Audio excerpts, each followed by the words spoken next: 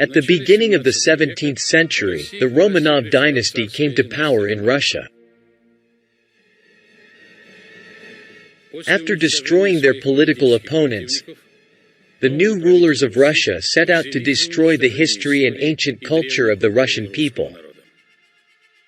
A wave of demolition swept across the country, resulting in the irretrievable loss of most of the historical monuments of the pre-Romanov era. This film will tell the story of some of them.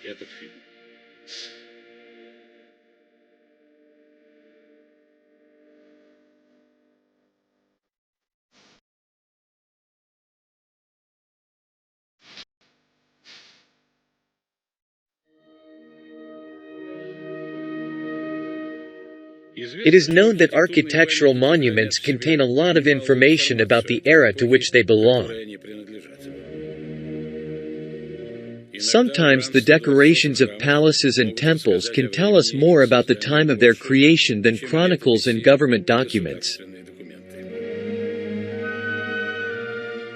The architecture of the 15th–17th centuries contained the authentic history of the old Russian Empire.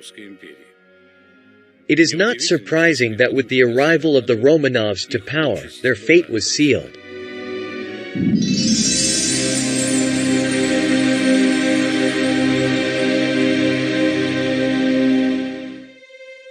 In the center of Moscow's Kremlin stand three famous cathedrals, the Assumption, Archangel, and Annunciation cathedrals. It is believed that the Assumption Cathedral was built during the reign of Ivan III in the second half of the 15th century. From that time on, it became the main cathedral of the Russian Empire and always received special attention. In 1481, the best painter of that time, Dionysius, together with his team, painted a three-tiered iconostasis and several large icons in the cathedral. And at the beginning of the 16th century, it was adorned with frescoes. However, if you visit this majestic cathedral today, you won't see any of it. This is because in the middle of the 17th century, the ancient icons were replaced with new ones, and the beautiful frescoes by Dionysius were completely destroyed. According to the official version, the ancient icons and frescoes were greatly deteriorated, so they had to be replaced with new ones. But they were only about 150 years old. Why have they fallen into disrepair in such a short time?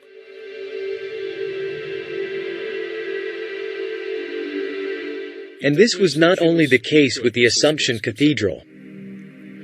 At around the same time, by the order of Tsar Alexei Mikhailovich, all the wall paintings in the Archangel Cathedral of the Kremlin were destroyed. They too were allegedly too old and unusable. Interestingly, frescoes painted in the 17th century, that is, already during the Romanovs' reign, were not destroyed after 100, 200, or even 300 years. Why, then, in the 17th century, was there a need to destroy frescoes that were relatively new, painted by the best icon painters of the 16th century? Moreover, the frescoes were deliberately destroyed. If they wanted to cover the walls of the cathedrals with new frescoes for some reason, why didn't they just paint over the old ones, as was done, for example, in the Annunciation Cathedral of the Kremlin? No, a huge amount of work was done specifically to remove the plaster from the entire surface of the walls and vaults of the Assumption and Archangel cathedrals. Was it because the Romanovs wanted to destroy these images forever? Today, specialists claim that before the destruction of the frescoes, a description of the original compositions was made. Supposedly, this helped to preserve the conceptual idea and compositional scheme of the 16th century paintings. The Romanovs could have preserved the composition. It was not the issue. But what was specifically depicted on the destroyed frescoes, we will never know for sure. Unfortunately, ancient frescoes were destroyed not only in the Kremlin cathedrals. This is the Savior Cathedral of the Andronikov Monastery of the Savior in Moscow. It was painted by Andrei Rublev himself. But only small fragments of the original frescoes on the slopes of the altar windows are all that remains of the former splendor of the cathedral.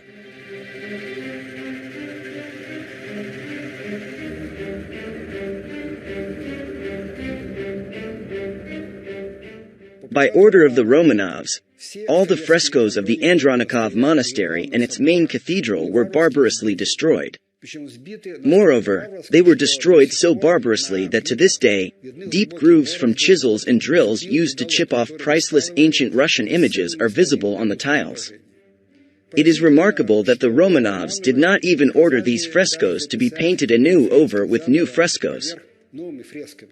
These walls have remained bare to this day. All of this shows some contempt, perhaps even with shades of mockery, on the part of the Romanovs towards ancient Russian history. They not only destroyed old gravestones, old temples, and old frescoes, but also deliberately left bare and disfigured walls in their place.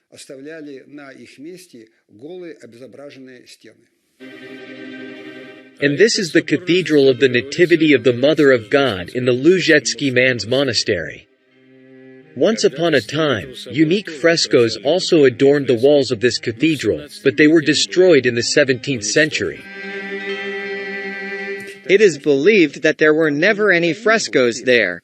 However, recently when the layer of soil was removed in this monastery down to the 17th century layer, the surface of the earth from the second half of the 17th century was exposed.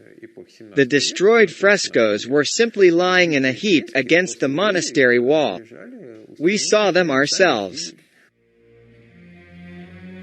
Later, the Romanovs declared both the Polish-Lithuanian invaders and the Napoleonic occupiers to be responsible for the destruction of ancient Russian monuments. And terrible fires periodically occurred in Russia that miraculously destroyed exactly what hindered the Romanovs from promoting their version of Russian history.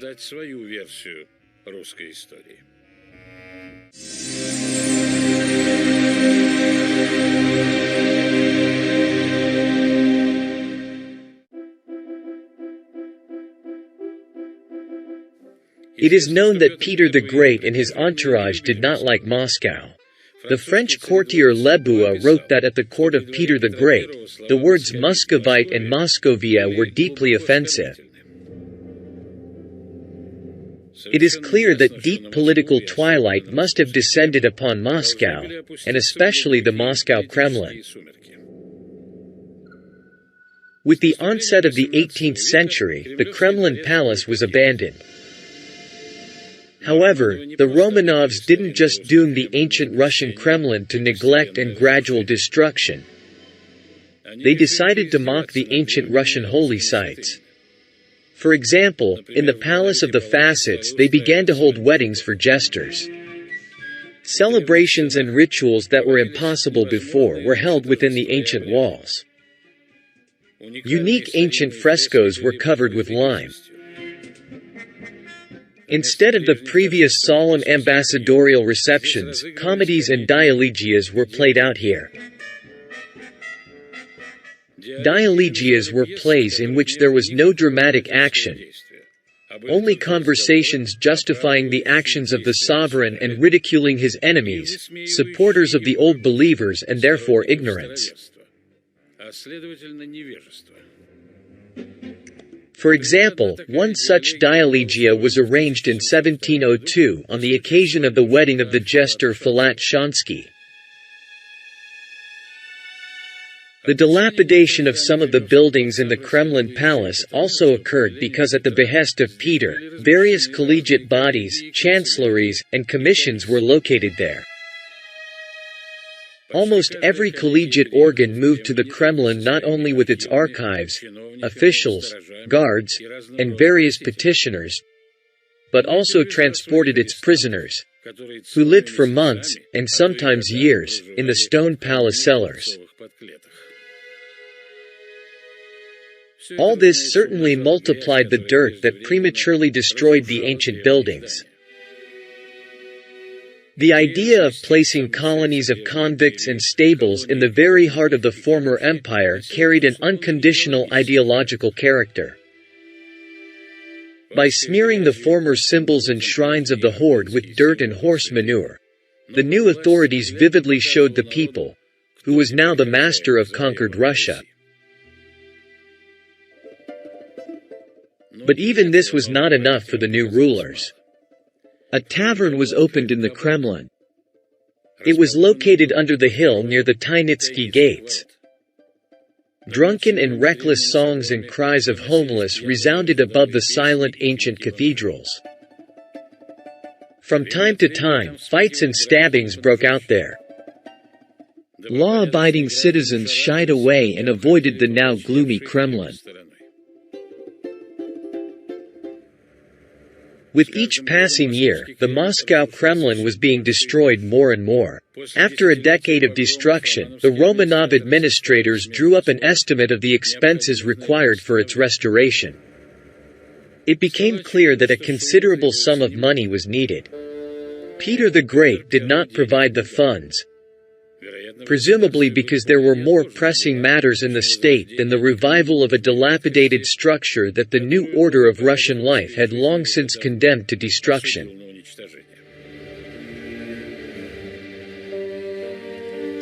In 1737, a new disaster struck the Kremlin. A terrible fire devastated Moscow, causing significant damage to the Kremlin palace. During this fire, almost the entire archive, which was located in the building of the Great Palace, was burned. 44 cabinets containing sorted and non-sorted files from previous years were burned down. Cadastre, inventory revision, boundary, and other books from 1571 to 1700 were lost. Thus, the most valuable Russian archives of the 16th and 17th centuries burned down, conveniently for Romanov historians. The Romanovs were so annoyed by ancient Russian traditions and memories of the former empire that they kept the Moscow Kremlin in a state of neglect until the beginning of the 19th century. It got to the point that in the early 19th century, the Romanov administration effectively handed over the Kremlin to the control of thieves and fraudsters. Criminal dens and houses of prostitution emerged in the Kremlin. Kremlin old-timers recounted that until 1812, it was scary to even go to the Kremlin cathedrals, especially in the evening.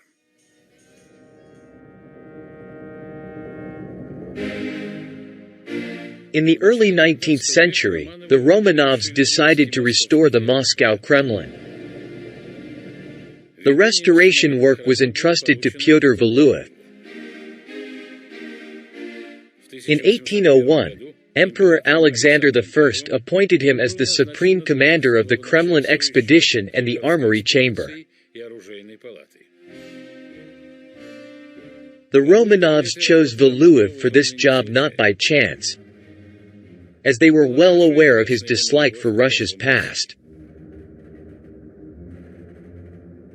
Inspired by the silent support of the Romanov court, Valuev began a systematic destruction of the surviving remnants of ancient Russian history. He began by demolishing the Sretenka Cathedral and the Armorial Tower in the Kremlin. Then in 1803, part of the amusement palace and part of the building which housed the Klebeny, bread, and food palaces were destroyed. In 1806, the Tsar Boris Godunov Palace was sold at auction. In 1807, the Trinity Conventual Church with the Church of the Epiphany, where the election of Mikhail Romanov as Tsar was announced, was demolished. And in 1808, all the buildings of the rear courtyard of the royal palace with the food, bread, and satiety palaces were demolished. In their place, an armory chamber and 3 cavalry corps were built. As a result of these changes, the Moscow Kremlin lost many ancient buildings.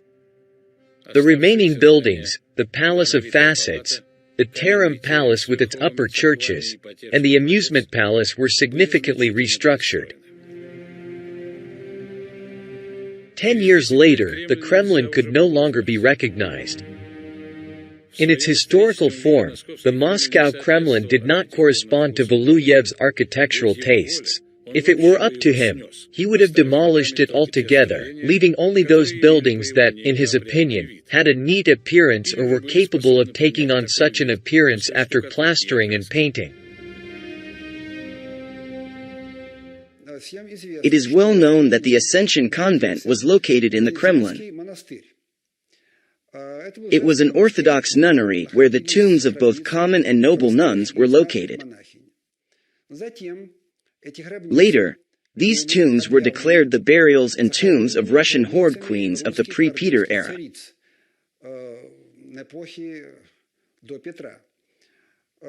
In the 20th century, the convent was destroyed, and the tombs were transferred into an annex of the Archangel Cathedral. And today, supposedly, we can see there the authentic burials of Russian horde queens from the old era, the pre-Romanov era. In reality, this is an outright forgery. The names of supposedly grand Russian queens, such as Sofia Palaeologina, were scratched with nails onto simple modest graves made of plaster and old plastered stone blocks.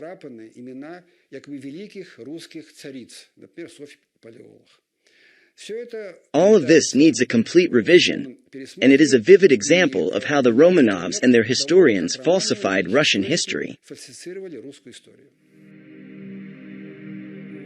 Today, taking photos and videos of the so-called tombs of Russian queens is prohibited. You cannot even simply take a look at the burials, because you can only enter the annex of the Archangel Cathedral with special permission, which is granted to a very narrow circle of people. Neither tourists nor our film crew were allowed in. We once again saw how securely historians guard the Romanov secrets.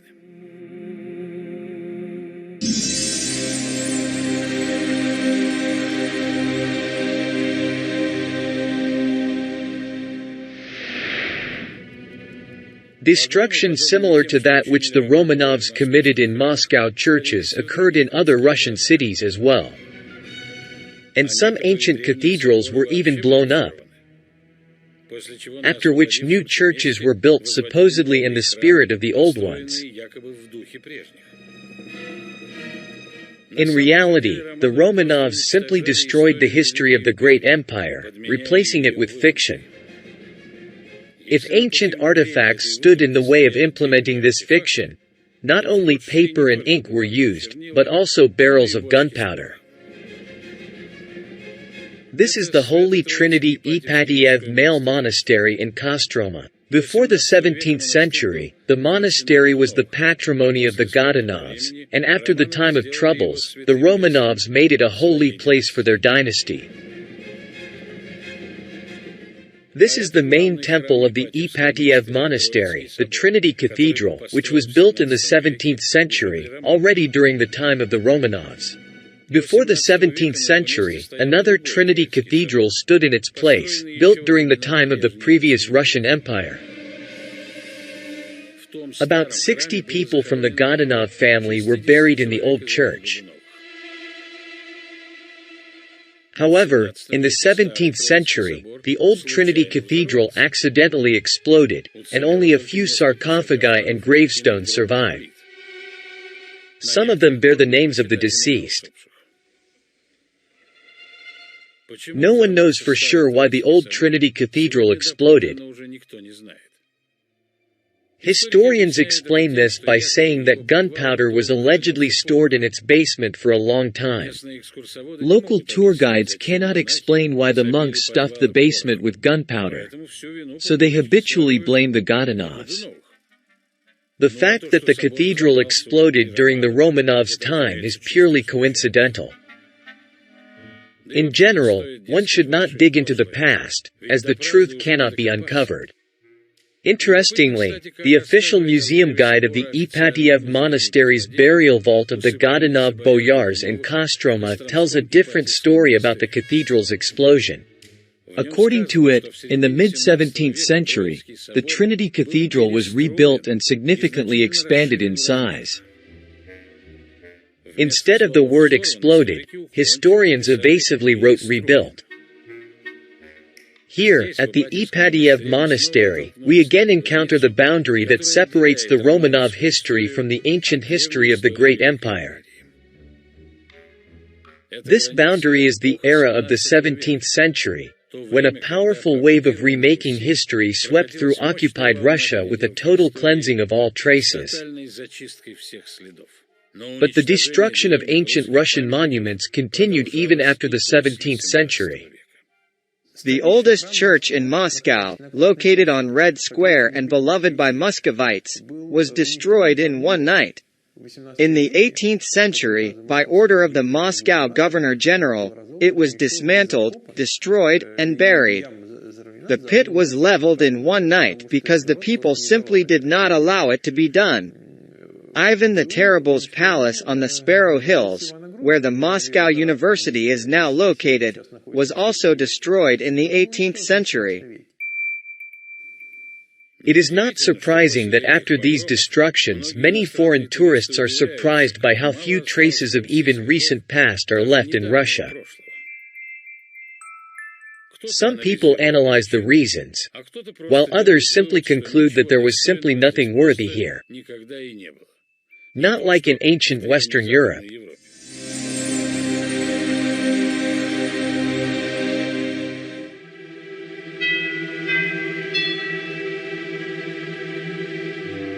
One of the ancient Russian monasteries is located in Mazhaisk, the nativity of the Theotokos Luzhetsky Monastery. It was founded in 1408 by Saint Therapont at the request of Andrei Dmitrievich Mazhaisky, son of Grand Duke Dmitry Donskoy. During the time of troubles, the monastery, like the entire city, was subjected to constant devastation. Gradually, thanks to donations, the Luzhetsky Monastery began to be restored. In the 1620s, the Transfiguration Church appeared in the monastery. A stone two-story cell building was built. In 1692, the monastery was decorated with a tent-shaped four-tiered bell tower.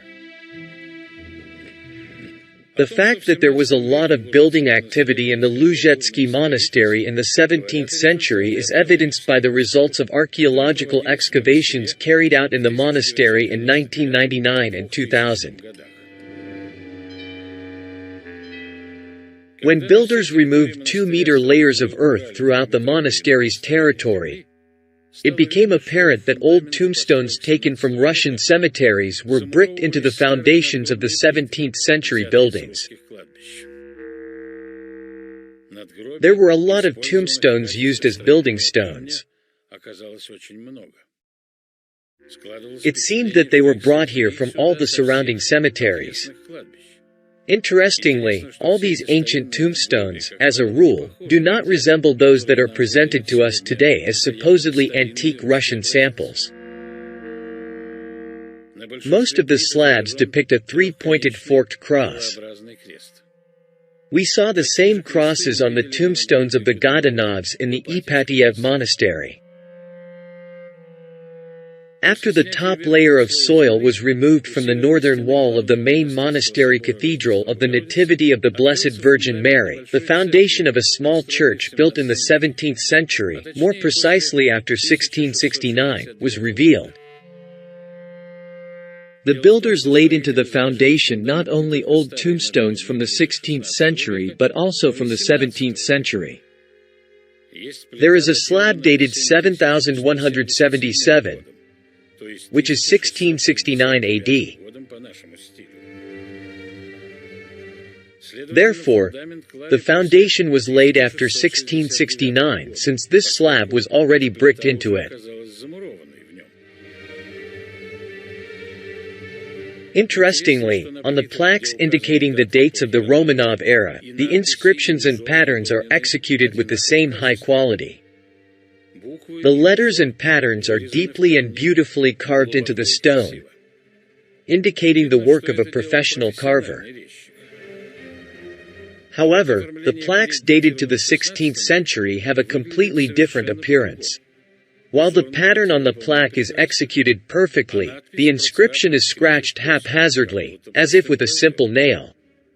It is evident that the quality of the inscription is significantly lower than that of the pattern, even though they are on the same plaque. It is likely that all the tombstones dated to the 16th century are fake. It is possible that the old inscriptions were completely removed and new ones were scratched in their place. However, even after such a cleansing, the mute stones still looked incorrect to the Romanov historians with their wrong appearance. Therefore, they did not allow them to peacefully lie in cemeteries, but they were laid in foundations, away from human eyes. And yet these slabs, one might say, were lucky.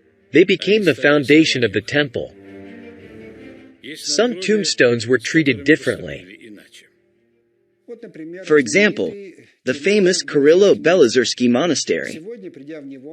Today, visitors to the monastery can walk to the main cathedral on a remarkable road paved with old stone slabs that, according to guides, were taken from the destroyed cemetery of the monastery dating back to the 15th and 16th centuries.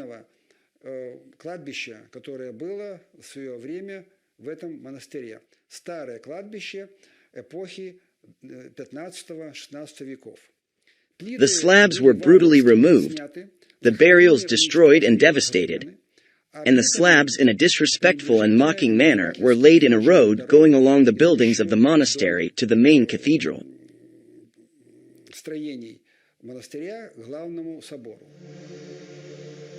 At the end of the 17th century, after the reform of religious customs, new tombstones of the Romanov type began to be installed on Russian cemeteries, which were completely different from the previous ones. And then they pretended it had always been that way.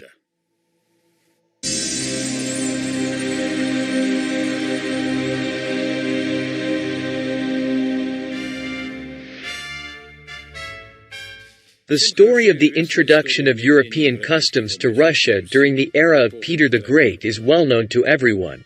Literary novels and movies have formed a stable image of the reforming Tsar who fought against the so-called vestiges of the past. However, it was not Peter who began the fight against the ancient Russian way of life. His predecessors, the Romanovs, were already doing so. For example, regarding clothing, Peter's brother, Tsar Fyodor Alexeyevich Romanov, abolished the old Russian costume and introduced a foreign one, mainly Polish. But it was not enough for Peter to simply dress the Russians in European kaftans. He decided to change even the appearance of Russian people, ordering all men to shave their faces clean, with the exception of those in spiritual orders. Among the boyars, beards were only allowed to be worn by the most noble, such as Boyar Tikhon Streshnev and Prince Mikhail Cherkassky.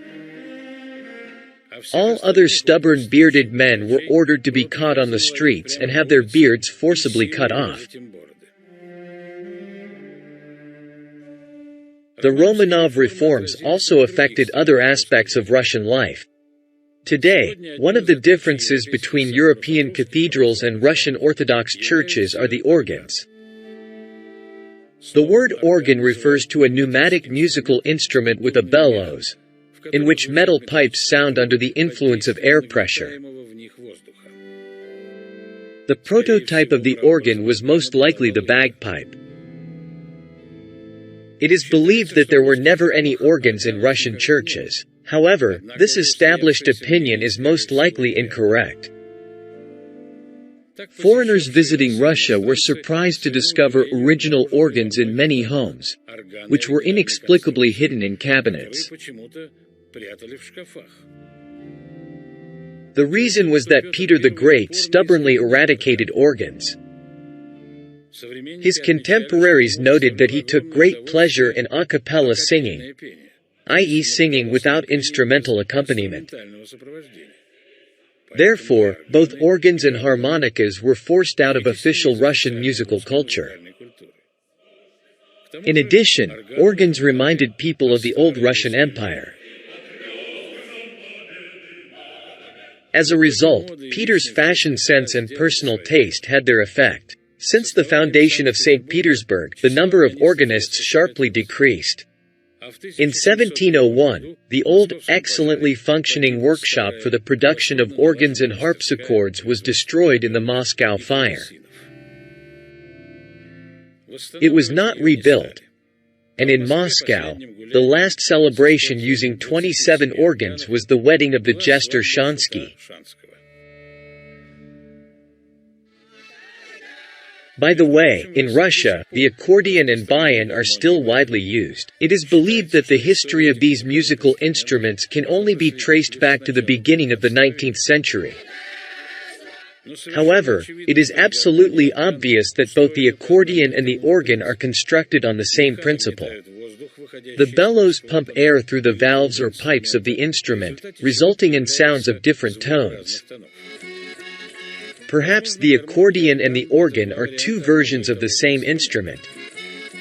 The only difference is that large organs were installed in large buildings, such as churches, while small accordions could be carried around. For 300 years, Romanov historians made great efforts to convince us that the musical culture of ancient Russia, like all Russian culture during the pre-Romanov period, was at a low, almost rudimentary level. In other words, it simply did not exist. Folk songs, pipes, and drums. Can this be compared to the refined musicians of Versailles? However, in 1711, a book by the Dutch traveler Cornelis de Bruijn, Voyage over Muscovy to Persia and India, was published in Amsterdam. This work was translated into almost all European languages. In his book, de Bruijn wrote that in Moscow, he heard music literally at every step. Oboists, horn players, and timpanists in military formation. Whole orchestras of the most diverse instruments, including the organ at the Triumphal Gate. Few people know another interesting fact, that composer Antonio Vivaldi was supposed to move to Moscow for permanent work. However, the trip did not take place, and his students came to Moscow instead. One of them was the violinist and composer Giovanni Vericai. Certainly, these remarkable musicians were not heading to a wild country, but to a country with a highly developed musical culture, where there were organs, large instrumental orchestras, their own excellent musicians, and masters who created excellent musical instruments. But, as it is known, the imposition of new customs affected not only everyday life or musical culture but also architecture. Today we are told that the church we see, built in the Greek style, is supposedly an old Russian style dating back to the 10th-12th centuries. This is not true.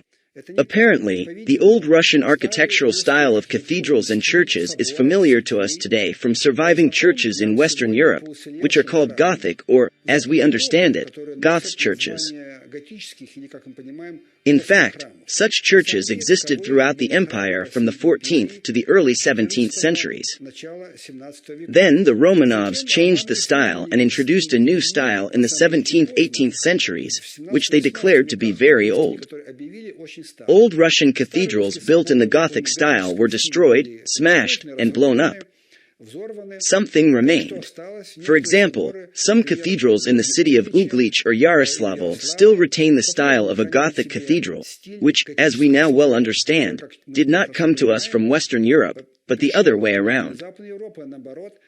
Western Europe is a trace memory of the old horde architecture that once reigned throughout the entire Mongol Empire.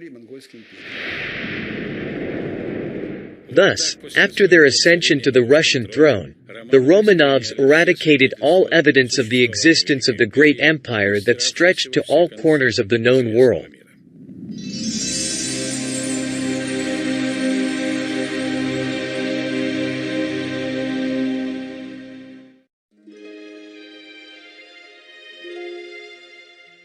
Naturally, the greatest threat to the Romanovs were the written sources. They reflected everything, both the true history of the Russian state and their place in this state.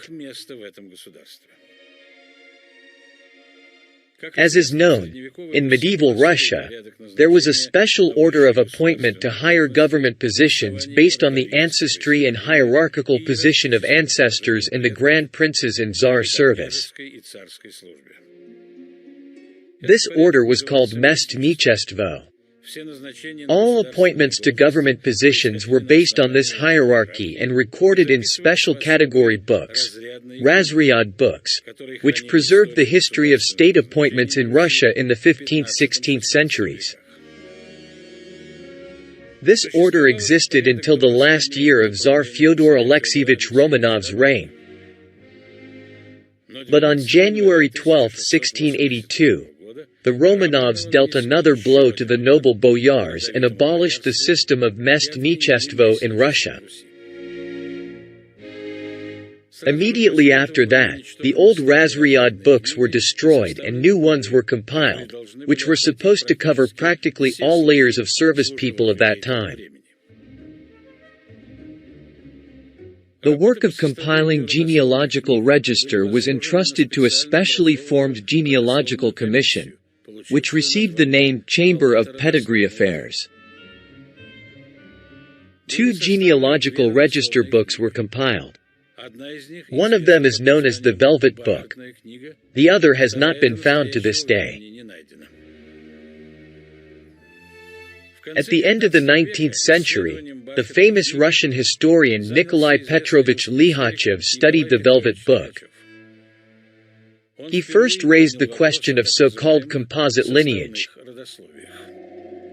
Lihachev discovered that the individuals listed in these genealogies were usually borrowed from available written sources by the compiler, and then grouped into generations, with some names even being entirely made up. For example, the Golovkin's genealogy was compiled in this way. To prove the authenticity of the fabricated genealogies, extensive falsification of ancient records was widely carried out, especially since their authenticity was not being verified by anyone. As many researchers have established, no documentary verification of genealogies was ever conducted in the Chamber of Pedigree Affairs. Nikolai Petrovich Lihachev paid special attention to identifying and criticizing the falsified acts submitted to the Chamber of Pedigree Affairs along with genealogies. He considered the acts of the Ismailovs, Bedovs, Protasievs, and Chaadaevs to be fraudulent. Another Russian historian, Stepan Borisovich Vasilovsky, who studied the Romanovs' genealogies, believed that most of them were not based on accumulated genealogical materials passed down from generation to generation, but were fabricated retrospectively. In other words, most of the genealogies of the Romanov nobility were invented in the late 17th century. It should be noted that not only the genealogies of the Romanov nobility were falsified, but first and foremost, the genealogies of the Romanovs themselves were also falsified, because during the reign of Mikhail Fyodorovich, when the Romanov dynasty came to power, Russian books of Moscow printing, in church books, in publishers' imprint, that is, in official sources, it was asserted that Mikhail Fyodorovich Romanov was the son of Fyodor Ivanovich and the grandson of Ivan Vasilievich. This was directly asserted. This was a forgery of the new dynasty's royal genealogy, a direct forgery.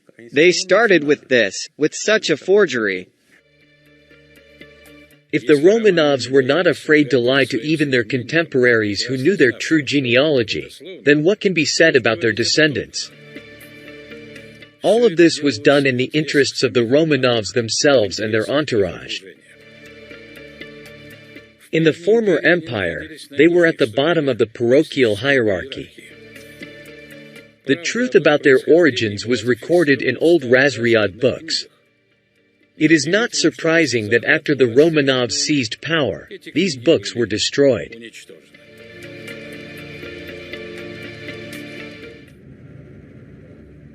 For centuries, Romanov historians engaged in the destruction and falsification of documents, because for the Romanovs themselves, falsifying history was a matter of life and death. They had to hold on to power at all costs. Otherwise they would not have been able to avoid retribution.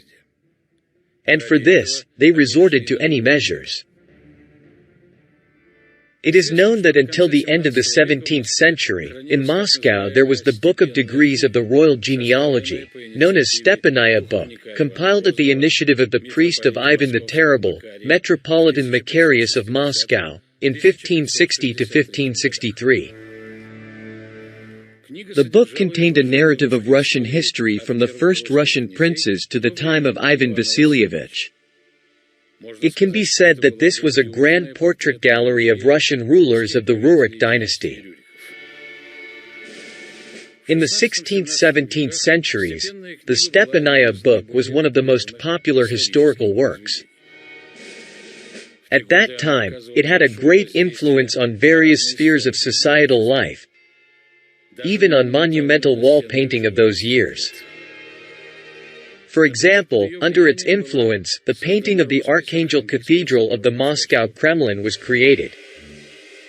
By the way, it was completely justifiably stated in this book that the Rurik dynasty descended from the Roman Emperor Augustus. However, during the reign of Alexei Mihailovich, the Stepanaya book, which was kept in the recording department, aka Zapasnoy Prikaz, mysteriously disappeared. Therefore, the Romanovs had to compile a new Stepanaya book. In 1672, the great state book or root of the Russian sovereigns, often called the Book of Titles, was compiled in the ambassadorial Prikaz, which was Ministry of Foreign Affairs at that time. This book contained portrait images of Kiev and Moscow princes and czars from Rurik to Alexei Mihailovich in chronological order. Since the Stepanaya book of the Rurik dynasty disappeared, the writers of the ambassadorial Prikaz could easily compose the Book of Titles in the spirit that was pleasing to the new Romanov dynasty. Another interesting book describes the genealogy of Russian rulers, which was published in Moscow almost simultaneously with the Book of Titles. This work was written by Lavrenti Hurelich, who visited Moscow in 1656 as part of the embassy of the Austrian Emperor Leopold I. And in 1673, Hurelich wrote the book, Genealogy of the Most Holy and Noble Grand Dukes of Moscow, also known as the Genealogy. Using genealogical tables, Hurelich attempted to establish the place of Alexei Mihailovich Romanov among other European monarchs. In 1674, Hurelich sent his book to Moscow, which was recorded in the documents of the ambassadorial Prikaz. Why did Hurelich decide to describe the genealogy of Russian rulers, and why did he think that his work would be of interest to the Russian Tsar?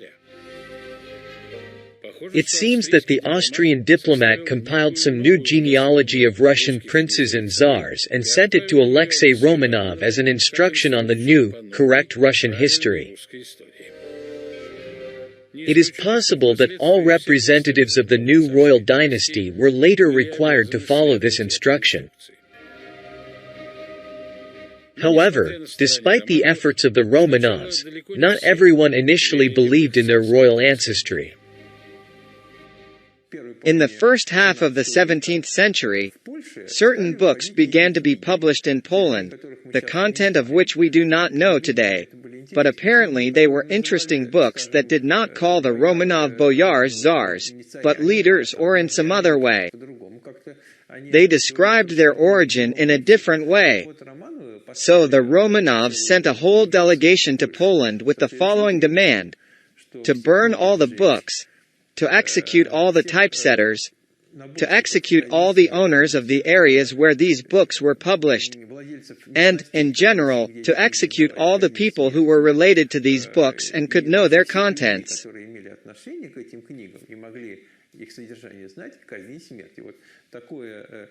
This demand was made by the Romanovs to the Polish king after several books were published in Poland that spoke about the Romanovs in a different light than we are used to.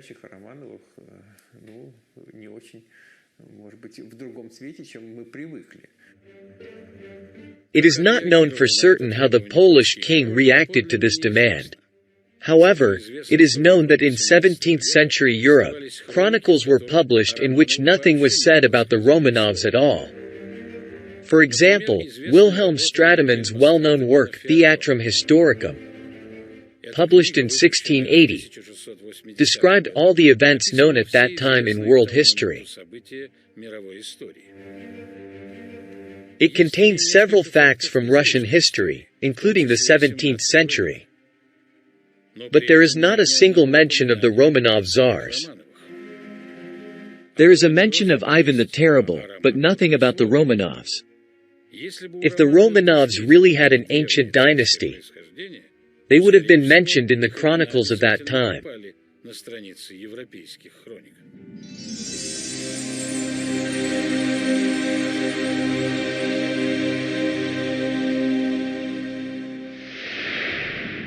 Romanov historians falsified not only Razryad books, chronicles, and state documents from the era of the former Great Empire.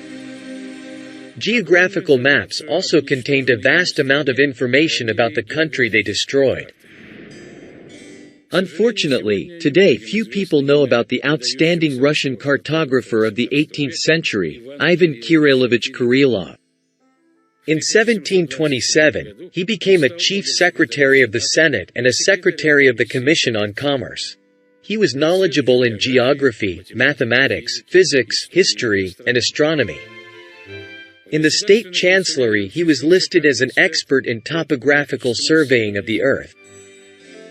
Therefore, when Peter the Great decided to create a geographic atlas of his possessions, Kirillov was appointed responsible for this enterprise. He planned to publish a series of detailed maps. The complete work consisted of 3 volumes, with 120 maps each, including a general map of the country.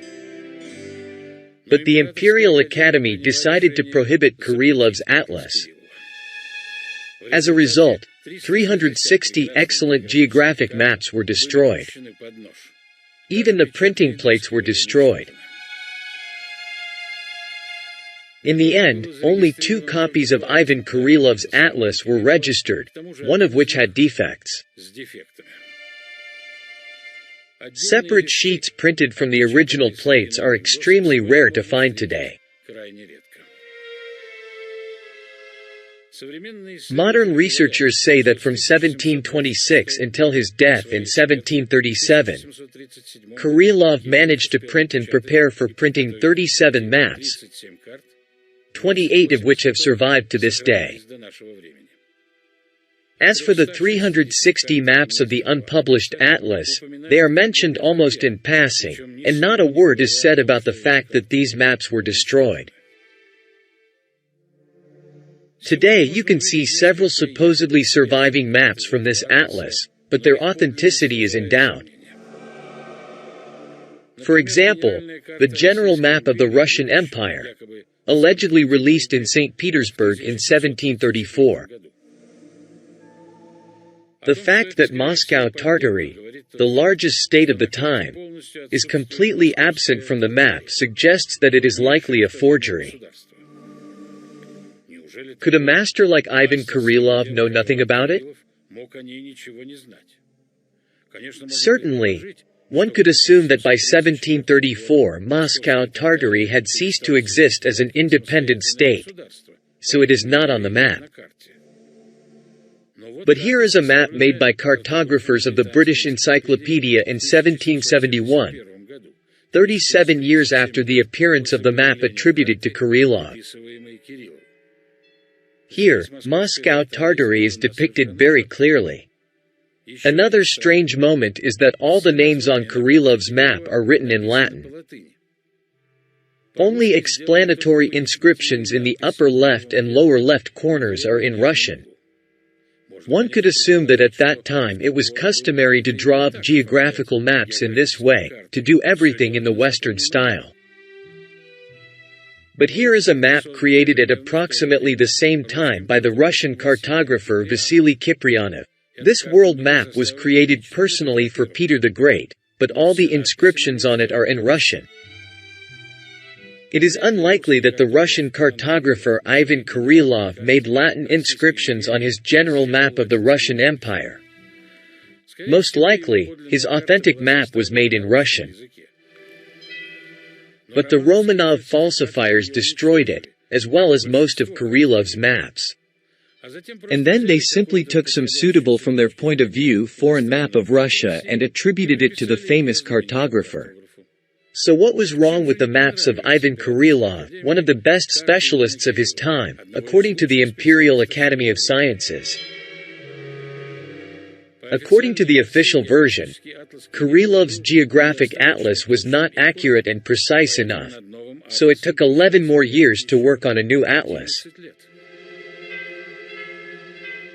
But most likely, the reason was different. Kirillov's maps simply hindered the Romanovs from promoting their new version of Russian history.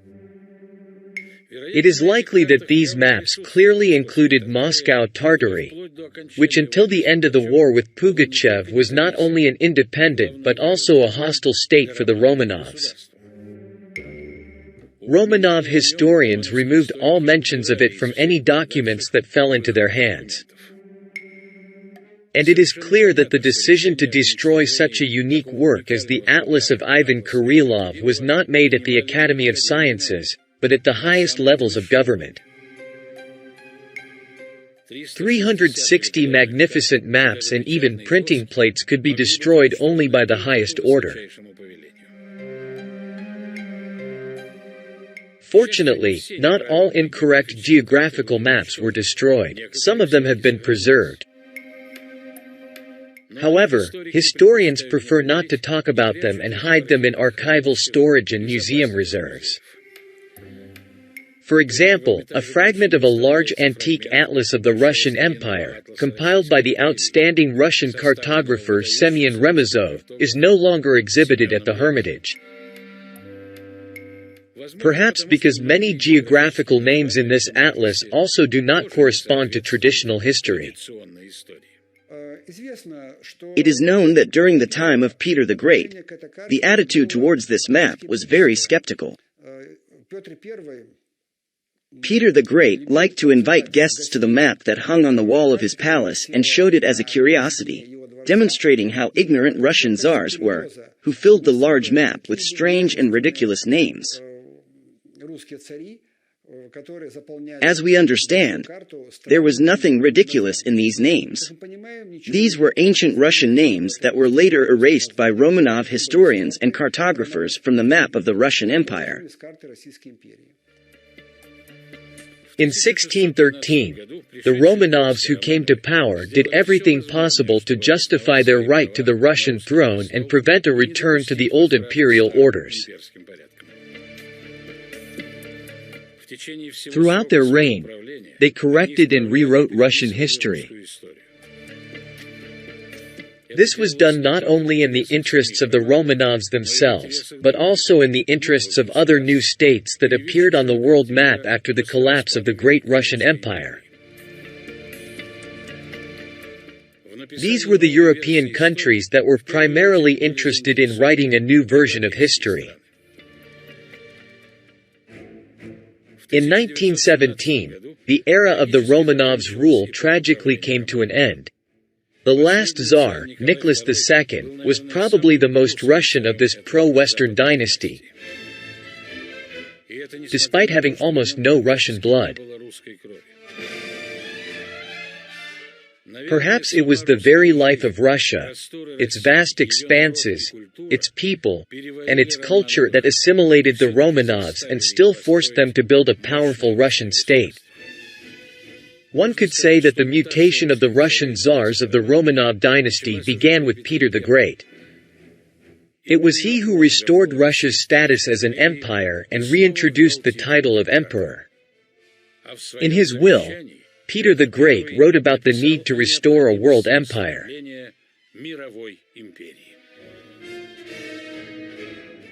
Many Russian and European historians studied and described Russia's past. Each of them had their own attitude towards Russia and its history. Each gave their own assessment of the Russian state and its rulers. Why some historians were forgotten, while others became official historians of the country, you can see in our next film, How Russian History Was Written.